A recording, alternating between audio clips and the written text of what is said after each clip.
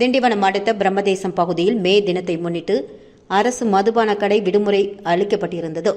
இருப்பினும் அனுமதியின்றி கள்ளத்தனமாக அரசு மதுபானங்களை விற்பனை செய்த பார் உரிமையாளர் தலைமறைவான நிலையில் உரிமையாளரின் தந்தை தட்சிணாமூர்த்தியை மத்திய நுண்ணறிவு போலீசார் கைது செய்து அவரிடமிருந்த சுமார் 5 லட்சம் மதிப்பிலான 1872 அரசு மதுபான பாட்டில்கள் பறிமுதல் செய்யப்பட்டுள்ளது.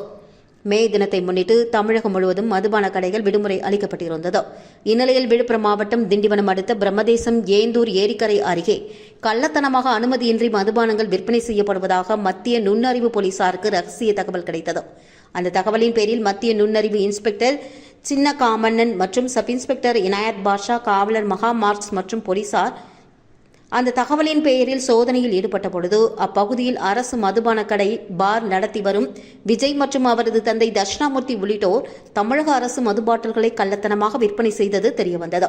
இதனையடுத்து போலீசார் வருவதை கண்டவுடன் பார் உரிமையாளர் விஜய் தப்பி ஓடிய நிலையில் அவரது தந்தை தட்சிணாமூர்த்தியை மத்திய நுண்ணறிவு போலீசார் கைது செய்து அவரிடம் இருந்த 5 லட்சம் மதிப்பிலான 1872 மது பாட்டில்களை பறிமுதல் செய்து திண்டிவனம் மதுவிலக்கு போலீசாரிடம் அவரை ஒப்படைத்தனர். தொடர்ந்து கள்ளத்தனமாக அரசு விடுமுறை தினத்தில் மதுபானத்தை விற்பனை செய்ததால் அந்த பாரின் உரிமை ரத்து செய்யப்படும் என போலீசார் தரப்பில் தகவல் கூறப்பட்டுள்ளது.